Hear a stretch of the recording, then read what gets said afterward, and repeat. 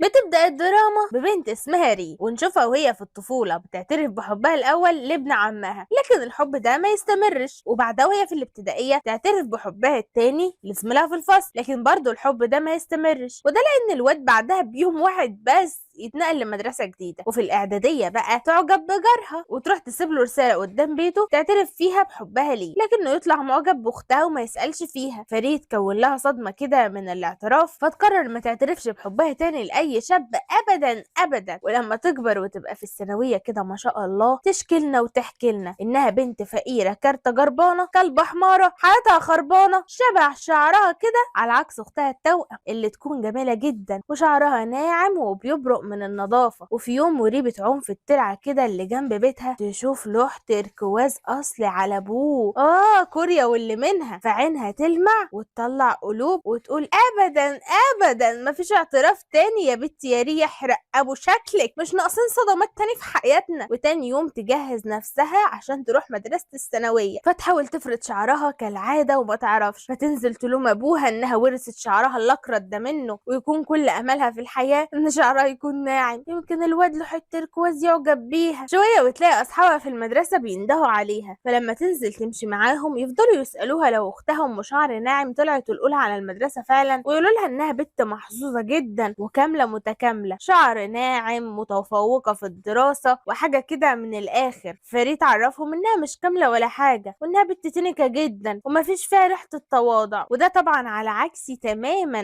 لان انا تلقائيه دمي خفيف. ويقطع كلامها وصول اخر شخص في شلتهم واللي هو أورسا، ويطلعوا يجروا كلهم سوا على المدرسة. ولما يقفوا شوية ريت تلاقي لوحة تركواز داخل عليها، لا وايه لما عينه تيجي عليها يقوم مشاور لها، فريد تقف متنحة كده هو ايه ده معقول الكلام الحلو ده، وتفضل تتنطط من الفرحة. فاصحابها يستغربوا منين عصفور الكناري القمر ده يعرف البومة دي. فريد تحكي لهم انها شافته امبارح في ترعة اللي جنب بيتهم، وتقول لهم انهم بيتكلموا سوا لان كل واحد فيهم كان مفكر ان محدش يعرف المكان ده غيره. واصحابها يقولوا لها خدي بالك بقى يا بنتي يا ري بما انه شاور لك كده يبقى اكيد معجب بيك. ولما يروحوا على الفصل المدرس يعرفهم ان المدرسه جهزت لهم رحله السنه دي بما ان رحلتهم بتاعت السنه اللي فاتت اتلغت، ففرحوا جدا. ولكن المدرس يرجع ينكد عليهم لما يطلب منهم واجبات كتير جدا الفتره الجايه دي عشان يعوضوا الايام اللي هيغيبوها. وفي البريك ري واصحابها يروحوا يتفرجوا على التركوازي وهو بيلعب كرة سلة، وهنا ري تقرر تنسى قرارها القديم بخصوص انها ما تعترفش وترجع تقرر قرار جديد واللي هو انها تعترف للتركوازي باعجابها بيه. واصحابها طبعا يشجعوها جامد على كده ويروحوا يشتروا مشروب عشان تكتب عليه اسم التركوازي واسمها، ولما تديه لصاحبة الكافيتيريا علشان تديهوله صاحبة الكافيتيريا تتوقع هي معجبة بمين. فلما ري تقول لها عرفتي ازاي يا قروبة، الست توريها ان في 3 بنات قبلها عملوا كده وتنصحها تفكر في فكرة جديدة عشان تلفت انتباهه. فري تاخد المشروب تشربه هي، وفي نفس الوقت ده تقابل بنت اسمها سوكا شعرها اكرت زيها وتقول لري هل الجربانة سرحت شعرها النهارده؟ فري تقول لها طبعا هو مش باين عليه ولا ايه؟ فسوكا تقول لها لو باين ما كنتش سألتك يعني. وري تحس من وقفة سوكا كده قدام حتة القشطة التركوازية انها معجبة بيه فتتضايق جدا منها، وبعد المدرسة تجري تروح عند الترعة على امل انها تقابل التركواز القشطة وتفضل تعدل في هدومها وتخلع الدبوس اللي عليه اسمها من القميص على امل ان التركوازي يجي يمسكه ويعرف اسمها، وتفضل تضحك مع نفسها زي الهبله وهي بتحلم بيه. ولما تنزل الميه يظهر شاب طويل بقصه، ولما يشوف ري يفضل يبص عليها ويسرح فيها، ولما يلاحظ الدبوس اللي عليه اسمها يمسكه، وفجاه القميص بتاع ري يطير في الميه، فلما يحاول يلحقه يقع يغرق زي العبيط. وري لما تسمع استغاثته تجري بسرعه تنقذه، ولما تخرجه ما يكونش بيتنفس، فري عشان تلحقه تقرر تعمل له تنفس صناعي، ولسه هتقرب منه يقوم فايق فتتحرج وتقوم يا عيني ضربه بالقلم وتساله ليه نزل طالما ما بيعرفش يعوم، وقبل ما يجاوب تاخد بالها ان قميصها بياخد غطسين في الميه فتطلب من الواد انه ما يرجعش ينزل تاني وتروح تلحق قميصها كمان من الغرق. تاني يوم يتنقل طالب جديد على المدرسه ويطلع انه نفس الواد الطويل ابو قصه، ويظهر انه جاي من مدينه تانيه وكمان عايد السنه دي بسبب انه رفض يدخل امتحان القبول السنه اللي فاتت. فالمدرس ياخده على الفصل اللي هيبقى بتاعه ويطلب منه يعرف نفسه لزمايله، فالواد كل اللي يقوله انه اسمه هون، ويطلع بقى انه في فصل ري. فري تفتكره على طول وتلاحظ انه مركب كبيره وماشي يعرج، فتستناه لما يقعد وتجري تروح تساله اذا كانت الجبيره دي بسبب امبارح، فيقول لها هو مكسوف ان واحد زيه طول بعرض بقصه الشبر وربع دي اللي تنقذه على اخر الزمن. فهي لما ترجع مكانها اصحابها يسالوها تعرفوا منين، فهي تحكي لهم انها قابلته عند الترعه امبارح، فيخمنوا انها راحت هناك عشان تقابل التركواز القشطه، فتتكسف جدا وما تردش. تاني يوم وري واصحابها رايحين المدرسه كالعاده، يشوفوا هون ماشي لوحده بشنطتين قاعد يتكعبل ويقع بيهم في كل مكان، فيصعب عليهم وتروح له تساعده هي واصحابها. ولما يرجعوا يلاقوه قاعد لوحده وقت الغدا، فيقرروا يقعدوا معاه ويفرضوا صحوبيتهم عليه. لقوا كمان يجبروه انه يشتروا لهم ايس كريم بمناسبه ان اختهم ري انقذته من الموت وكده يعني. فهو يا حبيبي يسمع كلامهم ويجيب لهم اللي هم عايزينه. لقوا يلاحظ ان بنت من شله ري تفبرك لها دبوس باسمها بدل دبوسها اللي ضاع منها، ويظهر ان الدبوس مع هون ولسه هيديهولها. يلاقي البت بتقول لري اكيد معجبك السر يلاقاه واحتفظ بيه، وانه هيديهولك يوم اعترافه ليكي بالحب، وتاكد لها ان اي واحد بيحتفظ باسم واحده يبقى اكيد بيحبها وميت فيها كمان. فهون لما يسمع الكلمتين دول يقول بس كده اكيد لو خرجته دلوقتي هيدبسوا ريه فيا واني بحبها، فيقوم مخبي الدبوس من تاني ولا كأن معاه حاجه. لا وريه هي كمان بكمالة التخلف تخمن ان الدبوس ممكن يكون مع التركوازي، وان قريبا ان شاء الله هيعترف لها بحبه. ولسه هتكمل هبد فجأة كرة تترزع في دماغها، فلسه هتلف عشان تشتم وتلعن تلاقي في وشها حتة القشطوطة اللي بالمكسرات. فلما يسألها اذا كانت بخير تقول له جدا لدرجة اني كنت مصدعة وخفيت. فالواد يعتذر لها عادي ويمشي، لكن ري واصحابها بقى يفرحوا قوي ويتنططوا من الفرحة، وده لانهم شايفين ان القشطوطة خبطها قصد عشان يفتح معاها كلام، واكيد كده يبقى معجب بيها وش. فهون يقول لهم ايه الهبل ده، انتوا هتلبسوا الراجل ولا ايه؟ هو فعلا خبطها من غير قصد ومش معجب بيها ولا حاجه. فري تتضايق من كلامه وتسيبه وتمشي، ولما تروح الفصل تقعد لوحدها فاصحابها ييجوا ويعرفوها ان البت سوكا بقى شعرها ناعم. فري ما تصدقش وتجري بسرعه عشان تشوف بعينيها، وتتصدم جدا لما تلاقي كلام اصحابها صح. فري تشد سوكا وتسالها ازاي، فسوكا ما تطلعش بصرم وتعرفها وتقول لها عملته عند صالون زوزو هير للوصفه السحريه، مهما كنتي كارته هنخليكي فلته. فري تقول لها طب بكام، فسوكا تقول لها ب 200,000 وان. فري تاخد صحابها وتجري على الصالون وتسال صاحبه الصالون عن الوصفه السحريه، فتعرفهم ان مركباتها مميزه جدا ومش موجوده في اي حته تانية. فري تنبهر وتقرر ترجع البيت بسرعه عشان تجمع القروش والبرايز اللي معاها، لكن ما طلعوش 200,000. هترجع للصالون تاني وتبص عليه باحباط، لكنها تشوف هون هناك وتكتشف ان هو ابن صاحبه الصالون. فطبعا المصالح بيد الصالح. تاني يوم في المدرسه تجري تسلم عليه وتساعده، ولما اليوم الدراسي يخلص دي تطلع تجري بعيد شويه صغيرين عن الصالون بتاع ام هون، وبعدين ترجع تمشي من قدامه وتعمل نفسها ان هي معديه من قدام الصالون صدفه. ولما تشوف هون داخل الصالون تساله بيعمل ايه هنا، فيعرفها ان الصالون ده بتاع الست والدته. فالبت القرشانه تعمل نفسها متفاجئه وتصر وتصمم انها تدخل تسلم عليها، وتعرفها ان هون صاحبها المقرب جدا، وتحكي لها انها انقذته من الغرق. ويبان ان ري بتعمل كل ده عشان تخلي الحاجه زيزي توجب معاها وتعمل لها شعرها بسعر اقل. فالست زوزو تفهم ري بترمي على ايه، فتقول لها طب بقول لك ايه يا ريم، ابني مركب جبيره وما بيقدرش يمشي، فلو ساعدتيه وفضلتي جنبه لحد ما يخلع الجبيره هعمل لك شعرك ده ببلاش. فري تفرح جدا ان خطتها نجحت، وفعلا تفضل تهتم بيه وتساعده في كل حاجه، وتروح تاخده كل يوم من قدام باب بيته وبعدين تعديه الشارع، واول ما يروح المدرسه تلبسه جزمته وتدلعه اخر دلع، يبقى ناقص لها بس تعمل له الببرونه. وفي مره وهم مروحين الجو يمطر عليهم، فري تضطر تاخده لمخزن باباها لحد ما المطر يقف عشان تكون خايفه عليه لا يتعب، وتعطيه تيشيرت ابوها عشان يغيره بدل اللي هو لابسه، وبعدها تعطيه مجموعه من الكتب عشان يقراها وتنصحه يقرا كتير عشان شكله غبي، والقراءه هتخلي مستواه الدراسي يتحسن، وتعرفه الرقم السري بتاع المخزن عشان لو حب يجي يقرا في اي وقت يدخل بكل سهوله. تاني يوم في المدرسه ري تقعد مع صحابها علشان يطووا ورق ملون، ويكون هدفهم انهم يطووا 1000 ورقه عشان ري تروح تقدمها للقشطوطه وهي بتطلب منه المواعده. لكن بنت من اصحابها تقول لها 1000 قليل قوي، عشان تعرفي مقدار حبك ليه وما تخليهوش يرفضك اطوي 10,000 ورقه. فري تقول لها قشطه يا قشطه، وتنده على هون وتقول له اقعد اطوي معانا. فهو لسه هيتحجج عشان يخلع، تفضل تمثل انها بتعيط وتذله انها انقذته من الموت، وهو بيرفض لها طلب هي في كده، وفعلا تنجح في انها تاثر عليه جدا جدا، وده لدرجه انه يقعد زي الجزمه يطوي معاهم. ومش بس كده، ده يكرس حياته لطي الورق حرفيا، حتى في الحصص يقعد يلفلف فيهم ولا ورق المحشي، وكل ده عشان يرضي ويفرح قلب الانسه ري. وري واصحابها يستغربوا وهو عمل كل ده امتى. ويعدي بقى وقت على هون اللي يفضل ماشي كده مع ري وشلتها لحد ما يتعود عليهم، او بالاخص يتعود على ري. ومن حكم خبرتي الواسعه في مجال الحب اقدر اقول لكم انه وقع على بوزه وحب ري اللهم بارك. تاني يوم هون يشوف ري وهي قاعده تتحايل على دحيح الدفعه في انها تاخد مكانه في قاعه الدراسه الذاتيه حتى لو ليوم واحد بس، وده لان التركواز القشطه من المتفوقين هو كمان، وموجود مع الدحيح في نفس القاعه، وليه تكون بتتحايل عليه قوي كده؟ وده لان في اسطوره بتقول ان اي حد يطلب المواعده من شخص في قاعه الدراسه طلبه للمواعده بيتوافق عليه، لكن الواد الدحيح عديم الاحساس يرفض انه يعطيها مكانه بشكل نهائي، وده لان اليوم الواحد اللي هيبعد فيه عن دراسته هيغير له حياته اللي جايه. هو ما استكفاش بالرفض بس، لا، العبقري الواطي يجرحها ويقول لها على فكره بقى، انت حتى لو طلبت من الاشطوطه بتاعك المواعده على القمر برضه مش هيوافق عليكي، وده لانه شخص بيفهم، مش هيقبل بواحده زيك، وده لان كلك على بعضك كده مش من مستواه.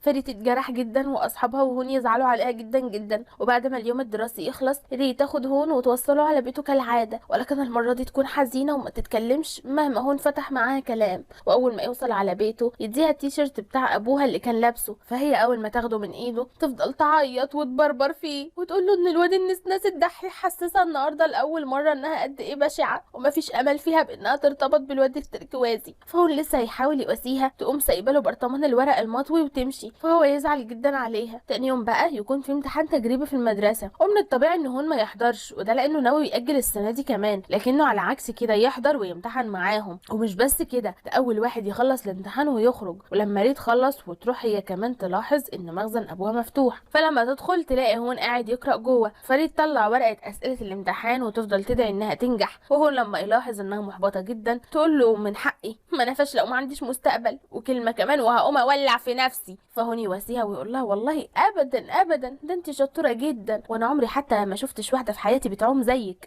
فهي ما تهتمش وتقول له انا كل اللي شاغل بالي دلوقتي يا ابو الصحاب ان انعم شعري عشان اوقع الكراش. فهون يفاجئها كده وهي قاعده ترغي ويخرج لها برطمان الورق المطوي ويكون ملال اخره، فهي تطير من الفرحه وما تكونش مصدقه نفسها. فهو يقول لها انه لحد دلوقتي مش فاهم اهميته ايه، ولكنه بما انه مهم بالنسبه لها فحب يساعدها. فهي تفهمه ان كل ورقه من دول بتساوي نبضه من قلبها في حب القشطوطه بالمكسرات، وتقول له انها بالكميه دي من الورق متاكده ان القشطوطه بتاعها هيوافق على معادتها ومش هيكسر بخاطرها ابدا، وتدي لهون هديه على مساعدته ليها ويكون كشكول مذكرات، وتطلب منه يدون فيه كل ذكرياته السعيده. تاني يوم لما ري تروح لهون عشان تاخده كعادتها تتفاجئ لما تلاقيه اخيرا شال الكبيره، فتفرح جدا، وده طبعا مش عشانه. الكلبه تكون فرحانه لانها بكده نفذت وعدها لمامته وهتقدر تعمل شعرها ومحدش هيعايرها انها كارته تاني. ومامة هون تخرج لري وتشكرها جدا انها تمت بهون فعلا زي ما وعدتها، وتعرفها انها تقدر من الوقت حالا تجيلها عشان تعمل لها شعرها. فري تعرفها انها تصبر لفتره، وده لانها عايزه تعمله في يوم معين. ولما تاخد هون ويروحوا المدرسه يلاقوا ورقه درجات الامتحان الاخير متعلقه في نص المدرسه، وتكتشف ان هون هو الاول على كل الدفعه، فتفرح له قوي. ولما تساله جاب الدرجه كده ازاي يقول لها مش انت كنت عايزه كرسي في اوضه المتفوقين، انا جبتهولك. فهي تفرح قوي قوي، وده لانها اخيرا هتدخل اوضه الدراسه الذاتيه وتعترف للتركواز القشطه هناك. لكن اصحابها يقولوا لها ايه جت الحزينه تفرح ما لقت لهاش مطرح، ويعرفوها ان التركواز المنيل بتاعها كان الاخير على المتفوقين، وان بسم الله ما شاء الله لما هون اخد الصداره كده وبقى الاول القشطه المنيل بتاعها اتحذف من قائمه المتفوقين. فهي تتصدم صدمه حياتها وتزعل قوي، ومن زعلها هون يحس بالذنب. وبالليل لما تروح مخزن ابوها تلاقي ابوها هناك وهون قاعد معاه، فهي تقول لهم ايه اللي لما المتعوس على خيب الرجا. فابوها يقول لها انا لما جيت لقيته مرزوع هنا فسبته، ويقوم بعدها يحضر لهم اكل وياكلوا هما الثلاثه سوا. وري تعتذر لهون انها نكدت عليه الصبح بدل ما تحتفل بنجاحه، وابو ري يعطي لهون كاميرا تصوير هديه، ويعرفوا انه صاحب استوديو تصوير. وهون يلاحظ ان ابو ري طيب جدا وانه بيدعم ري حتى لما عرفته انها جايبه درجات وحشه في الامتحان، فتاثر بعلاقتهم. تاني يوم اصحاب ري يسالوها تعترف لكرشها امتى بما انها بومه كده وكل الحلول مقفله معاها. فري يجيلها فكره تعرفهم انها تعترف للقشطوطه بحبها في الرحله، فاصحابها يتحمسوا ويشوفوا ان ده احسن وقت للاعتراف فعلا. في نفس الوقت يشوفوا التركوازي ويشاور لري، فتفرح جامد هي واصحابها باستثناء طبعا هون، وتشوف ان دي علامه. فجاه تلاقي سوكا في وشها ويكون في ايديها بلوره ازاز. فري اول ما تشوفها تنبهر بيها جدا، وهون يلاحظ اعجابها ده بيها. وبعدها يروحوا كلهم حصه الالعاب ويلعبوا سوا لعبه انت مصدر الامان والاطمئنان يا ابو ادم. واللعبه دي عباره عن ان كل ولد وبنت هيطلعوا مع بعض، والولد هيحاول يحمي البنت من الكوره، والاثنين اللي هيفضلوا للاخر هما اللي هيفوزوا. فسوكا تجري تلزق في الواد التركوازي وتقول له ابو ادم احميني. فري تتغاظ منها جدا وتكون عايزه تجيبها من شعرها. فهون يجي لها ويقول لها هل تقبلي تبقي ام ادم واحميكي؟ فهي لما ما تلاقيش غيره قدامها توافق بكل قرف وتقول له ايوه يا رياح الرياح حبي كمان وكمان بما لا تشتهي ام الانفس. واللعبه لما تبدا مجموعه ورا التانيه تخسر وتنسحب لحد ما تصفصف على على سوكا مع التركوازي وهون مع ري،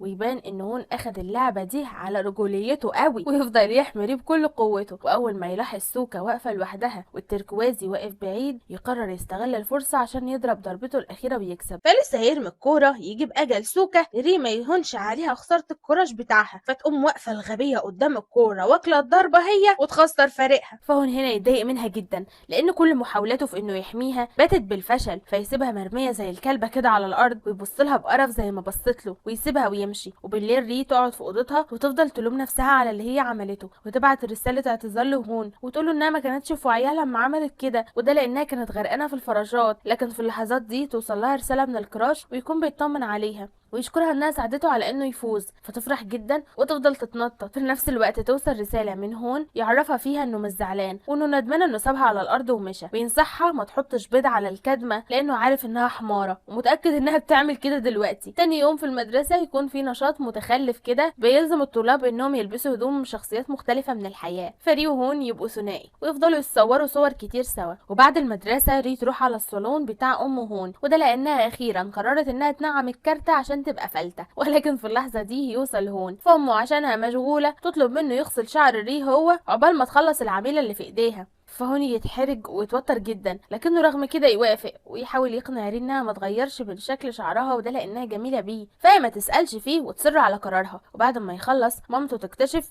انه غسل شعرها بالبلسم وده غلط في عمليات التنعيم، فلما تساله عمل كده ليه ما يردش عليها ويخرج. فام هون تاخد ري عشان ترجع تغسله لها. تاني يوم الطلاب كلهم يركبوا الباص عشان يروحوا الرحله، ولكنهم يفضلوا مستنيين ري اللي تتاخر جدا، ولما توصل كلهم يتصدموا ده لانها بقت فلتة فعلا وتطلع على الباص بكل ثقة وتفضل تسلم وتشاور لأصحابها وكأنها واقفة على الريد كاربت. وعلى الجنب التاني هون يقف قدامها متنح وفي نفس الوقت يكون زعلان لأن ببساطة تغيرها ده معناه إن اعترافها للكراش بتاعها قرب جدا وبقى على بعض خطوات. ويتحرك الباص والطلاب يفضلوا يغنوا شوقنا أكتر شوقنا لحد ما يوصلوا ويفضلوا يلعبوا ويضحكوا مع بعض وياخدوا صور للذكرى. بعدها تتسحب ري وأصحابها ويحطوا برطمان الورق المطوي على الكرسي بتاع الواد التركوازي، وبالليل يرجعوا يتسحبوا تاني وهي وأصحابها من ضمنهم هون ويحضروا مكان بشكل رومانسي عشان اختنا ري تعترف لام كرشها ونخلص بقى. وبعد ما يخلصوا خالص اورسا يروح يسحب التركوازي من وسط الطلاب ويشاور له على المكان الرومانسي ويطلب منه يروح على هناك. فالتركوازي لما يسمع كلامه ينبهر بالمكان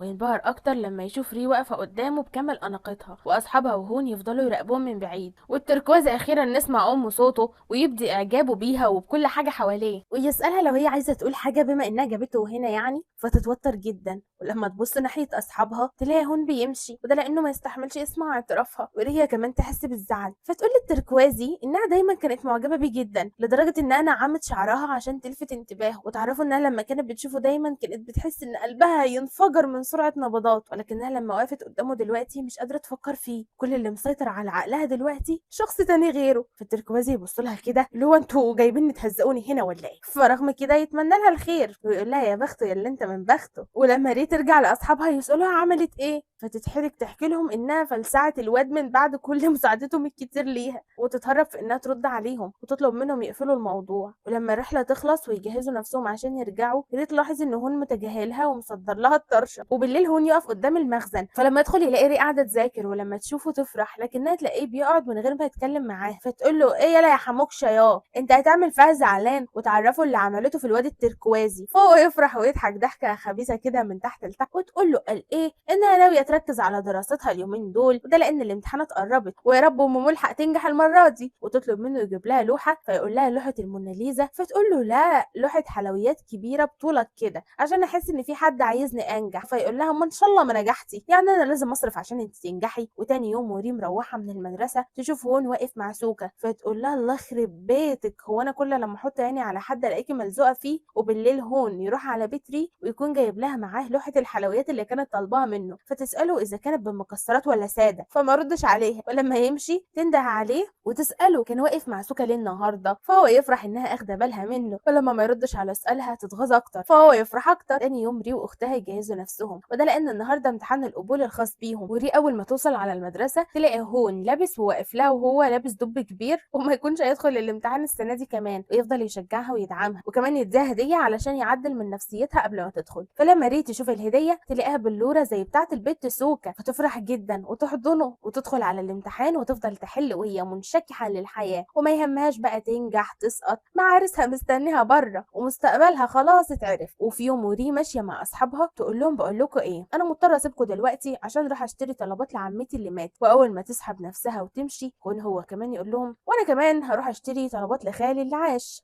فشلتهم يحسوا ان في حاجه غريبه بتحصل بينهم، ولما يجروا يروحوا وراهم يتصدموا لما يلاقيهم ماشيين مع بعض زي العصافير، فيفرحوا جدا انهم قربوا من بعض ويوصلها هون على بيتها. لكن هناك يطلب منها ان هم يتمشوا شويه فتوافق ويجروا ورا بعض لحد ما يروحوا عند الترعه اللي جنب بيتهم. ووقتها ري تساله كان بيفكر في ايه لما نزل الميه اول مره لما انقذته، فيقول لها هو جه هنا وهو نفسه الامواج تسحبه معاها عشان يموت، وده لانه حياته خربانه وصعبه جدا. لكن وقتها لما شافها شاف فيها بنت جميله متفائله وكلها امل وطاقه وايجابيه، فحس انه لازم يدي حياته فرصه تانية والشوق يهفه، فاعترف لها بحبه. فهي وش كسوف قوي وتتحرك ترد، ولما ياخدها يروحها وش الكسوف تفضل ماسكه في ايده. فحموكشه يتجرأ ويدوق الليب جلاس ويتفقوا ان هم يتقابلوا يوم الحد عند نفس الترعه، وتدخل اوضتها التي لا تسع اجنحتها من الفرح، وهون في نفس الوقت يرجع على بيته وهو فرحان فامه تنكد عليه. ولما يروح تعرفوا انها مسافره يوم الحد للمدينه اللي ابوه عايش فيها عشان تجيب شويه ادوات للصالون بتاعها. وري تتصل على اصحابها وتحكي لهم وتطلب منهم يساعدوها في انها تجهز له مفاجاه. ويوم الحد فعلا هون يخرج مع ري زي ما اتفقوا، وري تلاحظ ان اصحابها جهزوا المفاجاه بسرعه جدا، فتشاور لهم من بعيد يستخبوا شويه لحد ما تجهز نفسها، وهو يكون سرحان في مامته فما يكونش اخد باله منها ولا من اصحابهم، ويستأذن منها يروح يعمل مكالمه، لكنه يتصدم لما يعرف ان مامته عملت حادثه وفي المستشفى. هون يعتذر منها ويعرفها انه مضطر يسافر، فري تزعل انها انسانه نحس ومش مكتوب لها تعترف ابدا في حياتها، وتعتذر لاصحابها على المفاجآت اللي كل شويه تبوظ دي. وهون لما يروح المستشفى اللي فيها مامته يفضل يدور على اوضتها لحد ما يلاقيها. في الوقت ده تكون ري لوحدها وماسكه بلوره هون اللي اداها لها، ولكن البلوره تقع تتكسر فتزعل جدا وتحس انها علامه مش كويسه. ولما هون يدخل اوضه مامته يلاقي ابوه هناك، فهون يحس ان ابوه هو اللي ورا اللي حصل لمامته، فابوه ما ينكرش ويزعق له انه ما دخلش امتحان القبول السنه دي، ويقول له بكل بجاحه انه عمل في مامته كده عشانها اهملته لما خلته يطلع فاشل. فهو يتضايق جدا من كلامه ولكنه ما يقدرش يتكلم، يبان ان شخصيه هون مجروحه جدا وضعيفه قدام باباه، ودي تكون قلقانه جدا وما تقدرش تستحمل غياب هون كل ده من غير ما تعرف عنه حاجه، فتقرر تسافر وراه عشان تروح تطمن عليه. واول ما توصل وتروح اوضه ام هون تلاقي هون بيتكلم مع مامته وهو مفتور عياط، ويعرفها انه كلم خالته في امريكا واتفق معاها انه هياخدها ويروحوا يعيشوا عندها عشان يبعدوا عن خلقه ابوه، ويعيط جامد ويرجع يقول لها انه في نفس الوقت مش عايز يسيب كوريا. فري لما تشوفه في حالته دي تزعل عليه جدا وتحس ان تردده في السفر ده بسببها، وانه مش عايز يسيب كوريا عشان ما يبعدش عنها، فتجري تبعت له رساله صوتيه تقول له فيها انه وحشها جدا ونفسها يجي بقى عشان تشوفه، لكن ترجع تقفل بسرعه وما تكونش عايزه تزود قلقه وتردده، فترجع تبعت له رساله تانية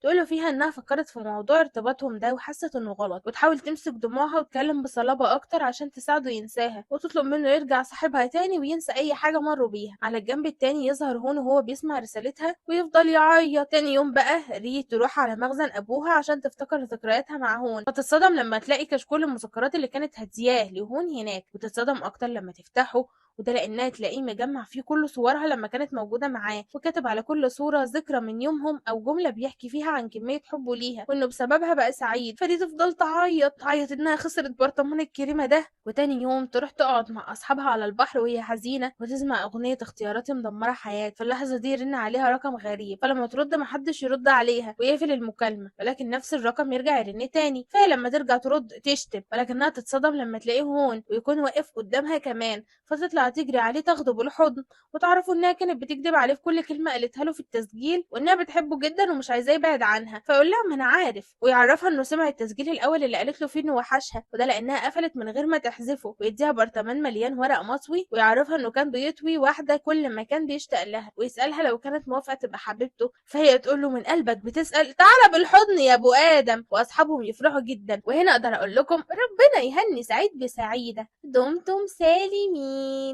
واخيرا بتمنى من كل قلبي تعيشوا قصه حبكم في الحياه وتتقابلوا مع ابطال وبطلات احلامكم. بحبكم جدا، سلام.